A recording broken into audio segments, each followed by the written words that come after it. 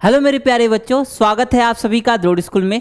बच्चों आज की क्लास में हम बात करेंगे हिंदी व्याकरण से संबंधित। ठीक है, तो हिंदी व्याकरण में क्या होगा आपका कि जो भी क्वेश्चंस आते हैं, जैसे भी टाइप के आपके प्रश्न आते हैं, अलग अलग तरह के प्रश्न आते हैं, तो मैं यहाँ आपसे प्रश्न पूछूंगा अलग अलग तरह से कि कैसे कैसे प्रश्न हैं, आप उनका उत्तर दोगे। ठीक है, मैं बताते भी जाऊंगा और कुछ प्रश्न ऐसा करूंगा कि मैं कहूँगा कि बच्चों आप क्या करो, इन प्रश्न का उत्तर आप कमेंट सेक्शन में दे देना। ठीक है, तो आप कमेंट सेक्शन में देखना, मैं कमेंट सेक्शन भी देखता हूँ कि हाँ बच्चे उत्तर दिए हैं कि नहीं दिए हैं। ठीक है ना, तो शुरू करते हैं आज का हिंदी व्याकरण का प्रैक्टिस क्लास 1 है। तो इसमें मैं जो भी प्रश्न दे रहा हूँ उनको देखते जाना, समझते जाना कि हाँ कैसे कैसे प्रश्न आते हैं, कैसे कैसे आप अच्छे से तैयार कर रहे हो कि नहीं कर रहे हो। ठीक है, चलो तो कैसे है प्रश्न। पहला प्रश्न है बच्चों, निम्नलिखित में से सही विकल्प चुनिए। ठीक है, निम्नलिखित में से सही विकल्प चुनिए। बताइए निम्नलिखित में से कि गुजराती देवनागरी, ठीक है, आपको दिया हुआ है कि गुजराती देवनागरी क्या है, ये समझ में आ रहा है। लिपि दिया गया है, क्या लिपि दिया गया है। गुजराती की देवनागरी है क्या? नहीं। पंजाबी की देवनागरी है क्या? नहीं नहीं। गुजराती की देवनागरी है क्या? Question mark. पंजाबी की देवनागरी है क्या? Question mark. उर्दू की फारसी है क्या? Question mark. और नेपाली की गुरुमुखी है क्या? Question mark. तो आप बताओ कि किनमें इनमें किनका किनका देवनागरी है, किनका किनका नहीं है। ठीक है ना, तो आपसे पूछें तो आप कहोगे सर गुजराती का देवनागरी हाँ है, गुजराती का देवनागरी होता है। पंजाबी का देवनागरी नहीं होता, पंजाबी का गुरुमुखी होता है। उर्दू का फारसी, हाँ उर्दू का फारसी। और नेपाली का गुरुमुखी नहीं। यहाँ तो दो दो उत्तर सही मिल गए। ठीक है, एक ही सही करना था, आपको दो दो मिल गए। ठीक है, तो ये है गुजराती और उर्दू, दो दो यहाँ उत्तर सही है, तो कोई बात नहीं, आपको मालूम चल गया होगा। अगला है बच्चों, आपसे प्रश्न पूछा गया है कि राष्ट्रीय हिंदी दिवस कब मनाया जाता है। ठीक है ना, हमारे देश में हिंदी दिवस कब मनाया जाता है। एक होता है अंतर्राष्ट्रीय हिंदी दिवस, एक होता है राष्ट्रीय हिंदी दिवस। ठीक है, या विश्व हिंदी दिवस या राष्ट्रीय हिंदी दिवस, दो होते हैं। एक तो विश्व स्तर पर मनाया जाता है, एक भारत में मनाया जाता है। तो भारत में हिंदी दिवस कब मनाया जाता है? तो भारत में हिंदी दिवस मनाया जाता है 14 सितंबर को। ठीक है, ऑप्शन नंबर 3। अगला है बच्चों आपका, निम्नलिखित में से अंतस्थ व्यंजन का की पहचान कीजिए। तो ये आपको उत्तर करना है, आंसर करना है आपको कमेंट सेक्शन में कि अंतस्थ व्यंजन इसमें से कौन सा होगा। ठीक है ना, प्रश्न नंबर 3 का उत्तर करना है आपको। प्रश्न नंबर 4 है बच्चों। 4 से पहले बच्चों अगर आप नवोदय विद्यालय की तैयारी करना चाहते हो तो अभी हमारा बैच 3 नवोदय अल्फा का बैच 3 चालू हो रहा है 26 जून से। ठीक है, 26 जून से चालू हो रहा है नवोदय अल्फा का बैच 3, जिसमें हम आपको वीडियो लेक्चर्स प्रोवाइड कराएंगे, साथ में आपको चैप्टर वाइज टेस्ट कराएंगे। ठीक है, एक्सरसाइज क्वेश्चंस होंगे और टेलीग्राम ग्रुप भी बनाया जाएगा जिसमें आपको ऐड करके आपको कोई भी डाउट हो या कोई दिक्कत होगी तो वहां सॉल्व किए जाते हैं। ठीक है, होगा क्या बच्चों, पहले आपको वीडियो लेक्चर्स प्रोवाइड कराए जाएंगे। वीडियो लेक्चर्स में क्या होगा कि एक सीरीज से आपको वीडियो लेक्चर्स दिए जाएंगे शेड्यूल करके, ताकि आप धीरे धीरे तैयारी करते रहो। साथ में क्या होगा बच्चों, फिर उसके बाद एक्सरसाइज क्वेश्चंस दिए जाएंगे आपको। ठीक है, एक्सरसाइज क्वेश्चन दिए जाएंगे, जो भी आप पढ़े हो उसके क्वेश्चंस करोगे तो आपको खुद लगेगा कि हाँ आप पढ़ रहे हो, तो आपको समझ में आ रहा है कि नहीं आ रहा है। ठीक है ना, उसके बाद फिर बच्चों आपको चैप्टर खत्म होने पे आपका टेस्ट होगा। चैप्टर टेस्ट से तो और चीजें क्लियर होंगी। और फिर उसके बाद कोई डाउट हो रहता है या कोई दिक्कत रहती है तो आप टेलीग्राम ग्रुप में ऐड रहोगे, वहां अपने डाउट भेजोगे, दूसरे बच्चे होते हैं वो सॉल्व करके भेज देते हैं, या आपके टीचर भी वहां एक्टिव रहते हैं। ठीक है, ये हमारा Navodaya alpha group, Navodaya alpha group ने नवोदय अल्फा बैच नंबर 3 है। तो इसमें अगर इनरोल कराना है तो जरूर इनरोल कराइएगा। ठीक है, इसके बाद है बच्चों हमारे पास है अर्जुन बैच। अगर आपको रिकॉर्डेड बैच चाहिए, ऐसा है कुछ बच्चे ऐसे होते हैं कि बाहर कहीं तैयारी कर रहे होते हैं और उनको रहता है कि सर कुछ ही चैप्टर्स हमें पढ़ने हैं, तो आप रिकॉर्डेड बैच ले सकते हो। अर्जुन बैच हमारे पास रिकॉर्डेड है, इसमें भी हम आपको वीडियो लेक्चर्स देते हैं, साथ में एक्सरसाइज क्वेश्चन देते हैं, चैप्टर टेस्ट देते हैं और टेलीग्राम ग्रुप देते हैं। ठीक है ना, तो एक ही साथ आपको वीडियो मिल जाएंगे। तो आप अगर चाहते हो अर्जुन बैच में इनरोल कराना तो अर्जुन बैच में इनरोल जरूर कराइए। ठीक है, इसके साथ है बच्चों अगर आप सैनिक स्कूल की तैयारी करना चाहते हो तो हमारे पास है सैनिक अल्फा बैच। ठीक है, सैनिक अल्फा बैच में भी हम आपको वीडियो लेक्चर्स प्रोवाइड कराते हैं, एक्सरसाइज क्वेश्चंस देते हैं, चैप्टर वाइज टेस्ट कराते हैं और साथ में टेलीग्राम ग्रुप इसमें भी प्रोवाइड कराते हैं। तो अगर आप चाहते हो सैनिक स्कूल की तैयारी करना तो आप सैनिक अल्फा बैच में भी एनरोल करा सकते हो। हाँ, और कुछ बच्चे ऐसे होते हैं जिनको ये रहता है कि नहीं हम बहुत सारे क्वेश्चंस सॉल्व करेंगे, क्वेश्चंस देखेंगे कि कैसे क्वेश्चंस आते हैं।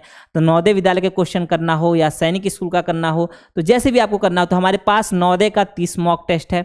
आप चाहते हो कि नवोदय का मॉक टेस्ट ना, तो 30 मॉक टेस्ट नवोदय का दे सकते हो। ठीक है। साथ में हमारे पास है नवोदय का 10 मॉक टेस्ट, ये तो 30 बड़ा है, साथ में छोटा 10 है, तो आप 10 मॉक टेस्ट भी दे सकते हो। उसके साथ ही नवोदय के हमारे पास है 50 मॉडल पेपर्स हैं, ठीक है। तो अगर आप मॉडल पेपर्स देना चाहते हो तो मॉडल पेपर्स के साथ मिलेंगे आपको, PDF आप डाउनलोड कर सकते हो, और साथ में आपको वीडियो सोल्यूशंस भी मिलेंगे इसके, ठीक है। वीडियो सॉल्यूशंस मिलेंगे। ऐसा होता है ना, कुछ बच्चे होते हैं कि नहीं हम सब तैयारी कर चुके हैं, कुछ हम देखें कि हमारी तैयारी कैसी चल रही है, कैसा है, तो आप मॉडल पेपर भी ले सकते हो, ठीक है। इसके साथ में ही बच्चों हमारे पास मॉक टेस्ट है, 10 मॉक टेस्ट भी है सैनिक स्कूल का, तो इसमें भी इनरोल करा सकते हो। तो ये सारी चीज़ें हैं, आपको अगर क्वेश्चंस देखना है या क्वेश्चंस की प्रैक्टिस करनी है, ठीक है। इसके साथ ही बच्चों अगर आप अभी तक द्रोड़ स्कूल का चैनल नहीं सब्सक्राइब किए हो तो यूट्यूब पे द्रोड़ स्कूल का चैनल जरूर सब्सक्राइब कर लेना, और साथ में हमारा टेलीग्राम ग्रुप है द्रोड़ स्कूल करके, इसको भी सब्सक्राइब कर लेना, ताकि कोई भी आपको दिक्कत हो या कोई भी इन्फॉर्मेशन ऐसी आए तो आप तक जल्दी से जल्दी पहुंच पाए, ठीक है।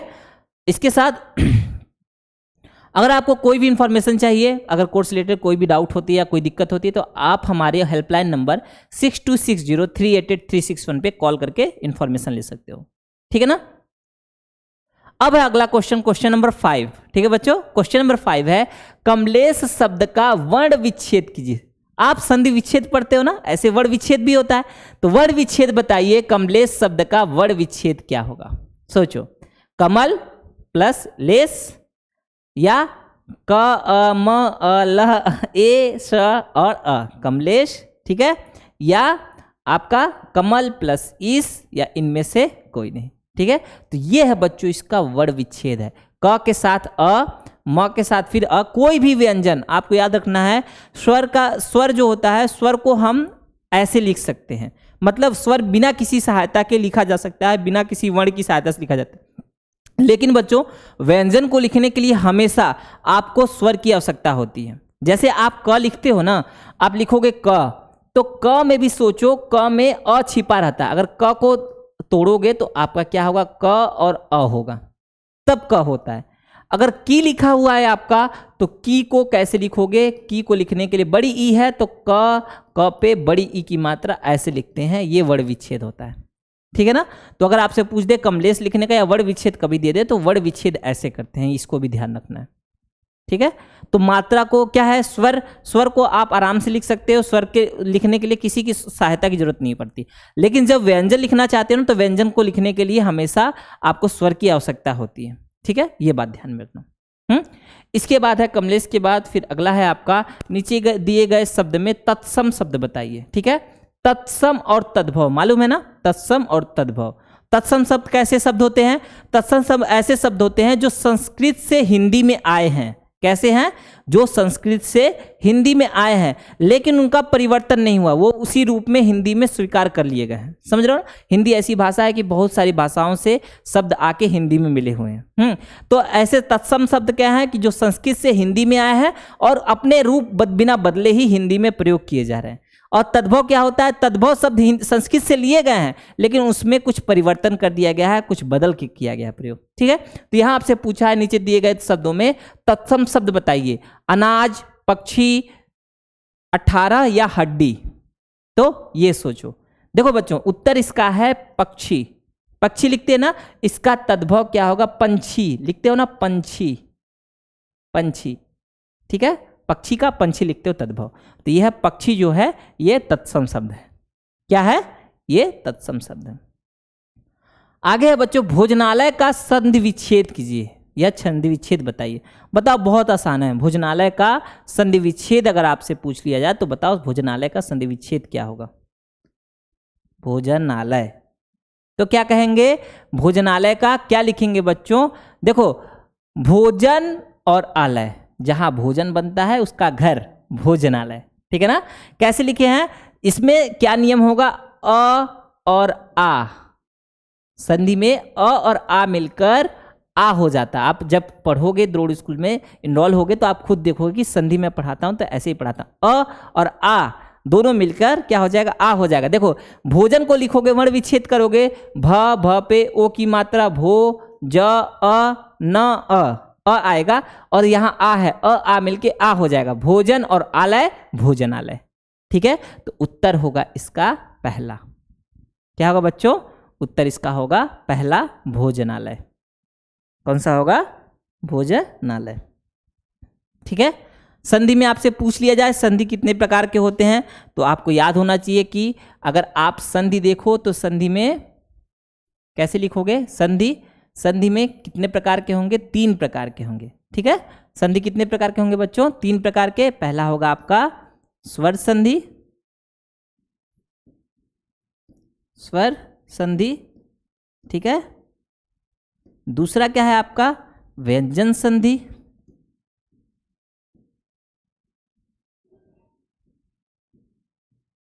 और तीसरा है आपका विसर्ग संधि। स्वर, व्यंजन और विसर्ग संधि, ठीक है। 3 तरह के संधि होते हैं।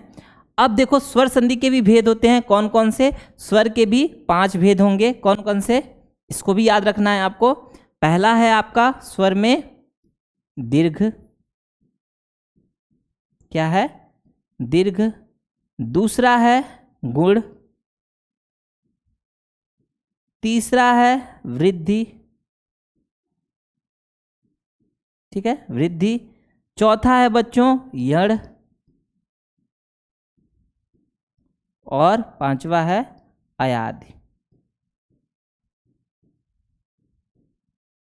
ठीक है। जब संधि पढ़ोगे तो देखोगे कि दीर्घ, गुण, वृद्धि, यड़, अयादि में अपने अपने नियम होते हैं। कैसे अ, आ, ई, उ के अलग अलग नियम हैं, कैसे ये जुड़ते हैं तो क्या क्या बनते हैं, ठीक है। ऐसे व्यंजन कैसे बनेंगे, ऐसे विसर्ग संधि में अगर विसर्ग आ जाए तो कैसे बनेंगे, ये सब आप देखोगे संधि में। किसमें देखोगे बच्चों, ये सब देखोगे आप संधि में, ठीक है ना। संधि में ऐसे बताया जाएगा आपको। अब है आगे, अगला प्रश्न है आपका, आजीवन शब्द में कौन सा समास है।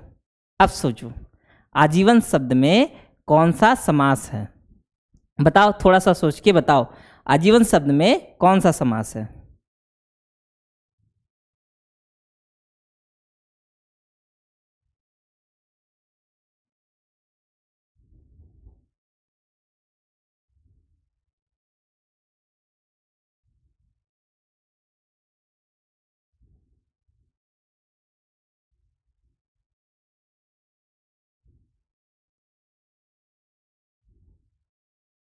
ठीक है, आजीवन शब्द में कौन सा समास है, बताइए बताइए फास्ट। तो समास के बारे में भी जानना है, समास क्या होता है, समास के कितने भेद होते हैं, ठीक है। जैसे संधि होती है ऐसे ही समास होते हैं, ठीक है। संधि में वर्ण जुड़ते हैं और समास में आपका शब्द जुड़ते हैं, ठीक है। तो कौन सा समास होगा, आजीवन, जीवन भर, ये है बच्चों आपका अव्ययी भाव समास। अव्ययी भाव समास, अव्यय से बनता है। कितने समास के रूप होते हैं, पहला आपका कहूंगा तो आपका आएगा तत्पुरुष समास, ठीक है, तत्पुरुष समास, सुने हो। तत्पुरुष समास के बाद फिर आपका आएगा तत्पुरुष समास, फिर क्या आएगा आपका द्विगु समास, फिर आपका द्वंद्व समास, ठीक है, द्वंद्व समास, फिर समास है सब, द्वंद्व समास, द्विगु समास, ठीक है, फिर आपका बहुव्रीहि समास,